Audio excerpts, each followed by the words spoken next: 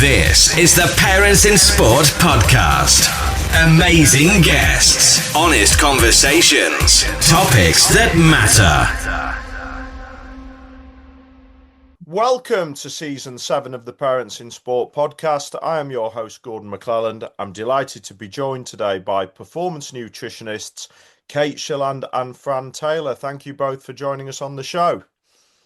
Thanks for having us. Thank you, Gordon. Yeah, nice to be here. Thank you very much. Such a big topic for sporting parents. This one we'll kick off today's episode, though. If you can just tell our listeners a little bit about your backgrounds, kicking off with you first, Kate. Okay, thanks, Gordon. So I'm Kate. I'm a performance nutritionist. I've been working with young athletes for over 15 years now, especially from really recreational level right up to world championship level, helping them understand that link between food and performance, but not missing out that vital element of health and growth in the meantime. I used to do a lot of sport myself when I was younger. I've got teenage kids myself also, so we kind of understand that the practical challenges of being a young athlete, having a young athlete, and trying to fuel a young athlete. So that's where I am really. I've been head of performance nutrition at Palace Academy for the last 9 seasons. So I've worked with a wealth of young athletes and their families across loads of different sports, and then just really trying to communicate those messages to a wider audience so we can help as many people as possible. Fantastic. Fran, over to you. Thank you. So I'm a registered nutritionist with teenage kids of my own as well, and was also involved a lot in sport when I was younger. My experience spans across kind of NHS, education, charities, public health, grassroots sports as well. So I work across kind of schools and families and sporting environments, specialise in health communications and kind of translating the knowledge into practical, doable actions. So bridging the gap between kind of knowing and doing, because knowing's one thing, doing's a very different thing. And as a busy sports parent, we all know that. So helping to understand kind of what works, why it works, and how to spot good information in a kind of quite a noisy nutrition space. Yeah, brilliant. Yeah, and look, that'll be music to a lot of sports parents' ears that we don't need hours and hours of information. We could just do with some doing bits that actually allow us to keep our heads above water. Now, you've both been involved in nutrition in performance sport. You bring different worlds to your work together. You've obviously teamed up to create Performance Canteen. How's that been? Working alongside each other, slightly different perspectives and backgrounds, or pretty much aligned all the time? Well, you know what, we started off as friends years way back, so we didn't just connect through nutrition. We met, oh gosh, how long ago, Fran? Like 25 years ago or something. Yeah. When we were obviously about 4. We used to work in recruitment together, so in a totally different world. So we've been good or fabulous friends beforehand, existingly, and then we've connected on a different kind of level through nutrition. But actually, they always say don't mix business with pleasure, but I feel like we're doing it pretty well. Would you agree? Apart from my technical skills. No, I think so. I think kind of in terms of, yes, we've got different backgrounds and different experiences, but actually we're very much aligned in our message and what we're, our practice, and also what we agree on, because as Kate was saying earlier, it's, the information that we're giving, it's not ambiguous. It's a solid bit of information that's clear, and there's not too much to disagree on in that way. God, that's going to make for a boring episode. I was hoping you'd tell us. I know, sorry. Falling out and disagreeing everywhere. No, I'm only joking. And I think one of the big things for me, and the reason that we're delighted to sort of have you collaborating with us here at Working with Parents in Sport, is that lived experience, the fact that you have got the experience of being a sports parent yourself, the practical realities of what that actually means, but also being able to bring that wide amount of knowledge into it as a starting point from different worlds, I think, some different experiences is so important. Um, okay, big topic. We're all out and about a lot working with parents all the time in general. What in this space in particular, what are we seeing? What do you think are the biggest challenges that you see in your work? So, Kate, let's do a bit of particularly your applied work. Let's have a look at football academy to start with, and maybe Fran could do more general bit. I, I think the biggest challenge we have is communication, getting the right messages out there. There's a wealth of misinformation. There's so much access. Now social media, you've got the opportunity to be constantly sort of bombarded with messages.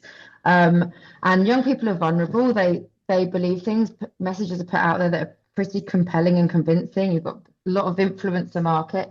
So the biggest challenge is helping people understand what's the right thing to listen to, and just uncomplicating it. And I think that we are currently also living in a time where, for the first time ever, the number of overweight young people outweighs the number of underweight young people, which is a shocking statistic. But so then all the messages that we get as parents are cut this out, don't eat this is bad, restrict that. And those are messages that aren't helpful for parents of sporty kids, because actually those messages don't apply to those kids. So I think the biggest challenge is helping people understand what to listen to and how it relates to them, viewing it all in context. Like we all say, yeah, a pack of sweets is a really crap breakfast, but actually at half time it's brilliant. So it's actually what you need and when. So the biggest role on the applied side is actually helping people understand what their body needs and why. And when, and making peace with things. I think Fran will be good to talk about the kind of the sort of parent, the guilt side, but yeah, just getting the right messages out there. And also, I think nutrition is still the biggest thing that's overlooked in terms of sports. Everyone trains, everyone's got a coach, everyone's buying the best kit, but actually, no one's particularly investing in how to manage their own body, which is the best bit of kit you'll ever own. So we need to kind of. We say in our book, it's the unsung hero of sport. And we're really trying to change that, because nutrition underpins everything. And yet it's often overlooked. So that's a few things there. Yeah, but Fran's got. Yeah, I mean, I think that, I mean, even just picking on that, I mean, I think the thing you say there, we were talking about bodies yesterday with injuries, even, that ultimately, if you're trying to be a decent sports person, actually, your body's the absolute thing you need to look after. If that's not functioning, then you're going to struggle with all kinds of different things around it. Yeah, I think that's the thing is injury risk, underfueling is one of the biggest risks for injury. And actually, young people are going through a period of, they're not just using their bodies to do sport, but they're also using, they're growing and they're developing. And I think we quite underestimate that energy need. And we've got one chance to build the best version of yourself when you're, in that crucial period. And I think that's the thing. It's really important that parents understand that and understand the energy needs of young people and are able to put aside any guilt and understand that the message around if they're hungry, let them eat is a really important one. Yeah, and I think the all that stuff you've talked about there about being essential to look after our bodies. I think there's also that bit around context and information we listen to.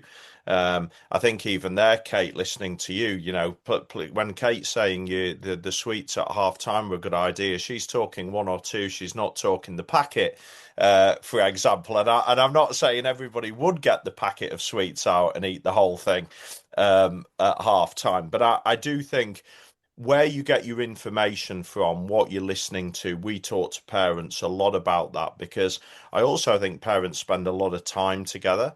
I think they can feel like they're doing a really good job, and then they can even just stand and have a very casual conversation with another parent and immediately doubt everything they're doing and throwing it up in the wall. And it's That, like, who you listening, who you actually, Yeah. where's this information coming from? that's such a Yeah. good point. We run a course, an online course for parents of young athletes, and we do like group Zooms to create a community. And one of the discussion points on the last one was exactly that, or comments from other parents, or making you feel a bit guilty for how much you're feeding your child, or what, why do they need that much, or just those comments. And you're right, it does make you doubt yourself. But our biggest message is if in doubt, give them more. Because like Fran said, we do underestimate quite how much energy they need just to grow and be and do school and friendships and learning before you even consider sport and adapting to the training. So yeah, it is tricky. So that's exactly why we created this, to be that voice of reason, to be that safe space for parents to go, okay, if they've got a question, they know here is an answer that's evidence-based, but it's also practical and realistic, because Life-based, yeah. because that's the challenge. Like Fran said before, we know what we should be doing, but actually when you're driving around from school to training and you've got another kid doing another training session somewhere else, sometimes it's like, help. So we kind of give those practical suggestions of like what you can eat in the car or what you can buy from the service station, but don't beat yourself up about it, because something's always better than nothing. Yeah, brilliant. And look, we're going to come on to that because I think that's that lived experience again that we were talking about. So obviously your new book, which is very exciting, how to feed a young athlete, I think brings all of this together. And the best thing for me, without a doubt, is the fact that we took questions from parents on the ground, because the reality is, how many times do we present stuff to groups and actually half of it's irrelevant before we even start, because we think it's important, because we know a bit more about a topic, but actually it carries no relevance whatsoever to the end user. So you got obviously asked certain number of questions which you were tempted to answer in the book. Can we just pull out a couple of those most popular ones? Just to give people a taste of what it is that's been put together, in this book, because there's obviously definitely some common questions that probably crop up more than others. And one of the questions that we get asked is kind of, what's the deal with carbs? As a parent, especially as a parent of maybe a teenager, you've probably grown up in an era where carbs are seen as bad. And you talk about insulin spikes and, upsetting your blood sugars. And there was the Atkins diet, and then there was keto diets. And so carbs are quite demonized and not seen as potentially the best thing to give your kids. But the reality is carbs are essential. They're essential for growth, they're essential for health, and they're essential for performance. And carbs are our main source of energy for our brains, which account for maybe 20% of our body's entire energy needs. So to sit in a class and think and learn, you need to have a good, steady source of carbohydrates. To grow and develop, you need that. And also to move, like your carbs are your main source of energy. So, and obviously, people talk about good carbs and bad carbs, and what are good carbs, what are bad carbs. But the reality is there isn't any such thing. Like, there are no good or bad foods. Foods don't have a moral value. It's just, as Kate said earlier, it's about context and about what's good when. So you've got your carbs for your life and everyday health, which are the ones that are more whole grain and unprocessed, and that gives us energy, but also gives us fiber and vitamins and minerals and those kind of things. And we should be having those in our main meals, across breakfast, lunch, dinner. And then you've got carbs that provide quicker sources of energy. So things like fruit juice and sweets, as we talked about, or a cereal bar or something like that. And they are we call them like our performance carbs. So they provide quick energy that digests quickly in our stomach, gets to our muscles, and give us the energy that we need to perform and move and be the best when we're doing the sport that we love, and help us enjoy it as well. So it's about, yeah, context is important. So all carbs are great. We want to have a variety, and we want to have the quicker sources of energy in and around training. Another question we get asked so often is, do they need a protein powder? That's probably, I think if we got £1 for every time we got that question, we could retire, right? So actually, the sort of brief answer is no, they shouldn't need a protein powder. It's perfectly easy to get enough protein in your child's diet just from food alone. And we'd always promote a food first approach, because a food source of protein doesn't just contain protein, it contains the other vitamins and minerals and sort of nutrients packaged in with that, which are important. Sometimes, though, it can be a handy way if you're like on the go, you're rushing from one training session to the next, or your time is short and you haven't got access to proper food. It can be a handy way to bridge that gap. So it can be a good backup. We wouldn't ever promote it as like your first kind of port of call. We'd always say food first. And actually, ideally, young athletes want to have around about sort of 1.5 to 2 grams of protein per kilogram per day, which obviously means nothing because we eat food, not numbers. And even as nutritionists, sometimes we think, what does that even look like? So, but things like, like eggs, Greek yogurt, those squeezy yogurt pouches, those are brilliant. They contain the same amount of protein as a protein shake, but are cheaper. They're equally portable. So there are things like that that are good to have. So yeah, not essential. Just a good old glass of milk before bed is a great option for protein too. And I think we have to be really careful that there's so many products that are really easily accessible, and a lot of young athletes can just buy things online.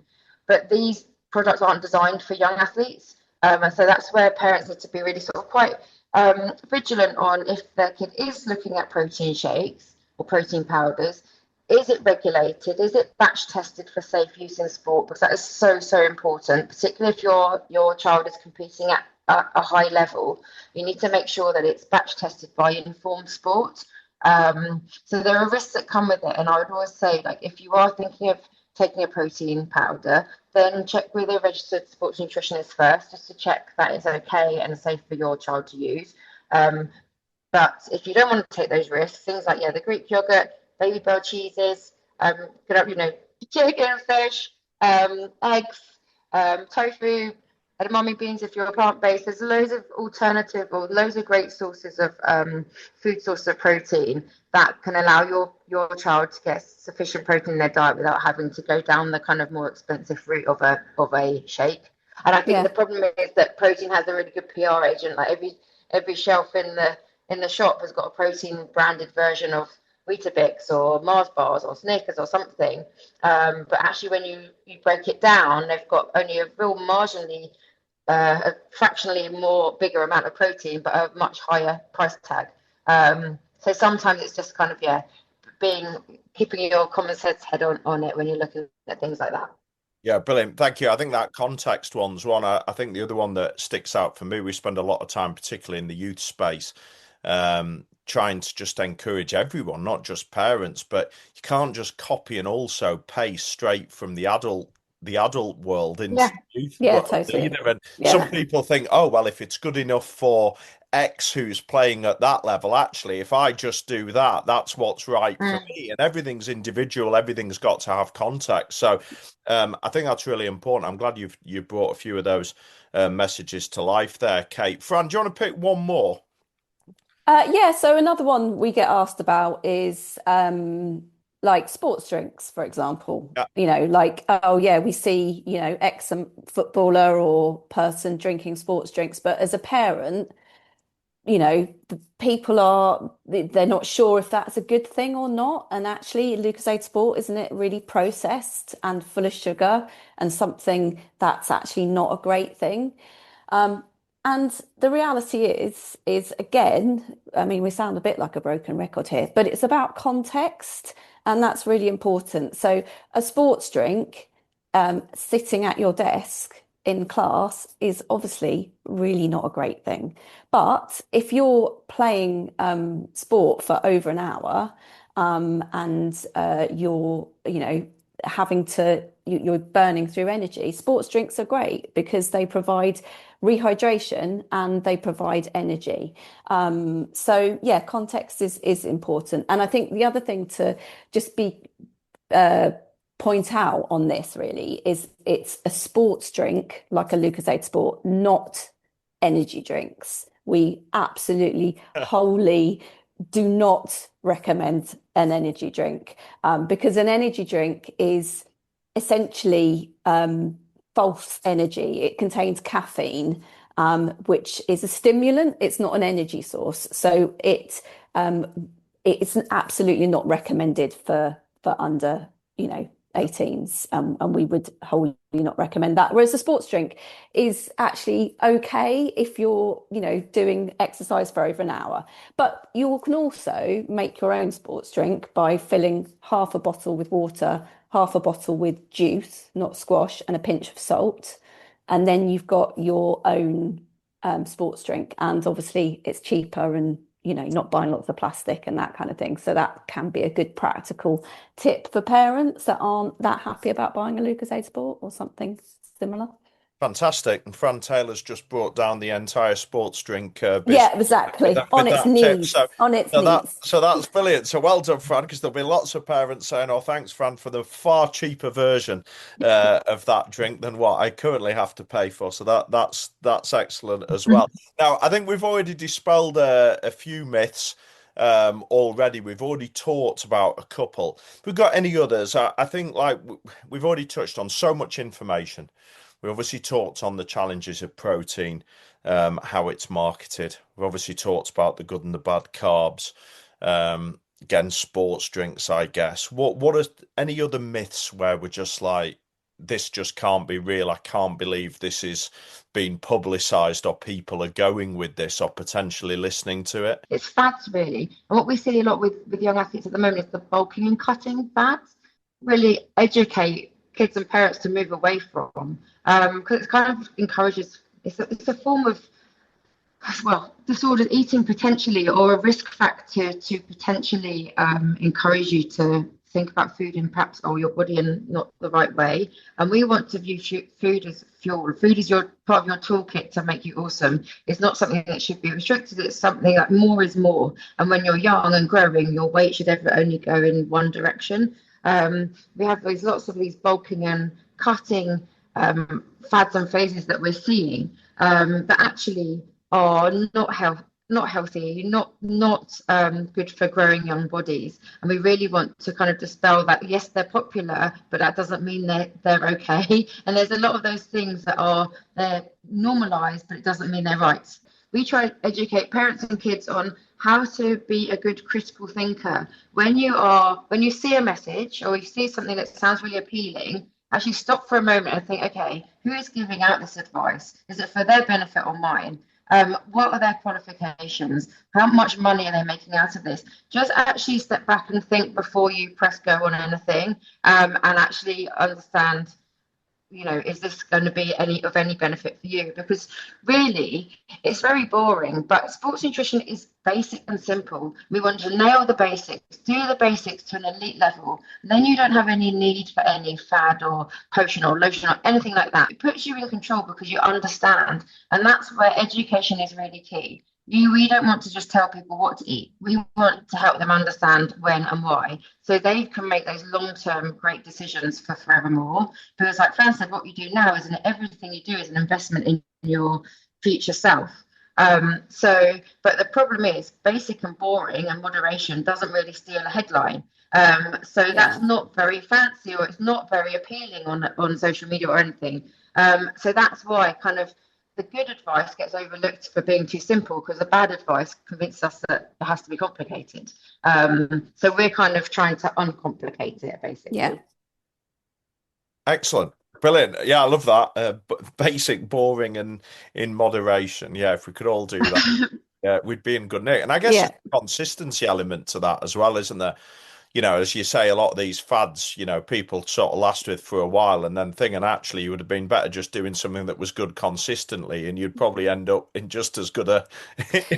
Well, So I mean, because consistency is absolute key, I think, and that's where getting, as Kate said, getting the basics right. If you can nail the basics and you can do things, and I think what's important as well is you do it consistently enough, but not like, we're not perfect, we're human, and we're not going to do things perfectly. And as parents, we're busy and lives are busy, and you might not, get the shop at the right day, and everyone's like, Mom, we've got no food in the house, and it's about being consistent enough, but having tools that you can kind of rely on that mean that you, kind of nail those basics. Yeah, that's and I a very think similar quote from our house, that, Fran. I enjoyed that. I've heard that somewhere. I've heard Yeah, that. there's no food in the house, and you open I've the heard that somewhere this week. Yeah. Yeah, and you open the cupboard and you're like, Yeah. there's a whole cupboard worth of food, but you just have to make it. Yeah. There's no. Yeah. Well, I want something easy. I want something. Yeah, Yeah. totally. Yeah. I don't want to make anything. Yeah, Yeah. I don't want. I I'm want only a just. teenager, which Yeah. actually lends itself. Go on. Sorry, Kate. Go on. No, I was just going to say as well, another thing like that we often hear about, I was just thinking about that, is like the fuck eaters, but saying about that consistency. I think the problem that we have is that we have this like instant gratification generation. Everything's like touch of a button, you get a result. But with food and performance on your body, it is a process. You make like small steps get you a long way, but it takes a while. Yeah, it's that's not really instant. true. So again, it comes to education of actually, we're investing. It's like putting the pennies in the bank for your long-term self. And that's what we kind of want to try and get people's head around as well. But yeah, there's never food It's in a this long house. game. It is a long game. We've got a really nice graphic. It's like how you get really far in small steps. It's that, the ladder with the big rungs and the small ones. Do you know the one I mean, Gordon? Yeah. Yeah, But excellent. And look, and that actually lends itself onto the next one, actually, the next, I guess, area I want to tackle with this, because I'll never forget this. I'll never forget this day. And I do tell this story in some talks of, I was sat in a performance program. I think I'd done a talk and I was listening to the nutritionist who gave out some recipe books to young players. I think the players were 17. And this boy near to me, he literally went white. He literally, I thought he was going to keel over. I thought he'd had a funny turn. And I was sat nearby, and the workshop was nothing to do with me. And I just tapped him on the shoulder and I said, "Are you okay?" And he said, "Not really." And I said, "Why? What's up?" And he said, "I can't even cook a bowl of pasta." So this book that had just arrived with steamed salmon and bok choy was mind blowing. And, I think he thought ginger was a sort of haircut rather than an ingredient. But he was terrified by this. And it got us thinking about, well, actually, what is our role as parents? We want them to be good with their nutrition. How do we make it something that the whole family are involved in? So, what stages or in busy schedules should we be involving our children in thinking about their nutrition, perhaps even being involved in the shopping and even getting in the kitchen, because one day they're going to have to provide it for themselves in a lot of cases. Yeah, I think cooking is key, and a part of what we do at Performance Canteen, and clues in the name, is around cooking and providing those skills, because essentially we believe that you should be cooking from, it should be taught essentially as a good skill from a very young age, and involving kids in the kitchen and getting them involved in cooking gives what wins on so many levels. A, it provides them with really important life skills. B, it helps them, be aware of ingredients, and aware of, how to put stuff together. And also within that, then it means that they are more likely to eat those things. And it also gives them control. And, as a child, as a kid, you don't have control in lots of areas of your life, but helping control what you're eating and understanding and being involved in that process is really important, and can help with fussy eaters as well. If you're making stuff, you're much more likely to eat it. And so it's a really important skill, I think. And but also just it doesn't have to be perfect. And I think that's the thing is like the stuff that we make isn't necessarily picture perfect. Um, but it's not about that. It's just about getting involved and trying stuff and making it easy. And we do lots of simple, like 5 minute, 10 minute recipes. And in our online course, all our stuff is under 20 minutes. Yeah. Yeah. Also, I think there's so much more to food than just like the nutrition part. Like Yeah, there's like, totally. in terms of family and communication and sitting down together and actually culture and all those sides, it's really nice to encourage kids from as young as possible, I think, to Yeah. get involved in that for the nourishment side, the growth side, but the skill side, but also just creating something together and sitting down and eating it together, because that does encourage much better habits and you know, good eating. And like Fran said, but one of the other questions that is in our book that we get asked loads is, help, I've got a really fussy eater. But absolutely, if they're involved in the process, it's much more likely that they actually end up eating the outcome. Yeah, I can vouch for that with a teenage daughter without a doubt. I think the other key there is not to tell her what's actually in it as well and see it. It's funny how it's all right then as well, but once we actually mention the ingredient, it's suddenly the worst thing in the world. We did that. We did a blindfold taste testing. I think we've got that an idea for that in our book. And actually, the kids were happily enjoying eating foods until they took the blindfolds off and realized what they just eaten. We're like, oh, I hate kiwi, I hate pepper. But actually, they're just happily eating it when they didn't know what it was. Yeah. Which is actually quite a good exercise if anyone listening has got fussy kids. It's quite a fun one to do. Yeah. Excellent. One of the things, let's just do one challenge before we talk a little bit about the new book and all the exciting things we've got coming up in the future. That time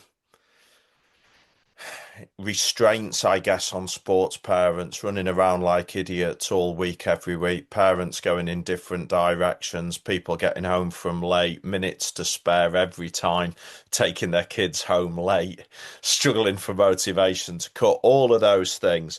Obviously a huge challenge. Any quick fixes? Don't have to go into detail about recipe. Quick fixes on that busy parent. Few practical tips.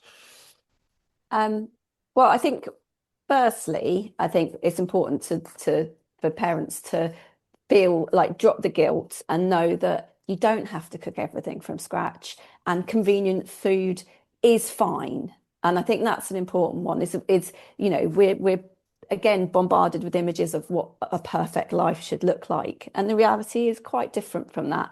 So yeah, we don't want to be relying on convenience foods all the time, but when time is tight and life is busy, then they are actually okay. So something like grabbing something from, you know, your local thing and bunging it in the oven quickly is an okay thing to do. Or when you're going on the way home from training or something and you're at the supermarket and you want to pick up something just to fill the gap, that's okay. And actually, we always say something like a chocolate milk after training is a really good thing to help kind of start the rebuild and repair process and refuel process before you then get dinner on.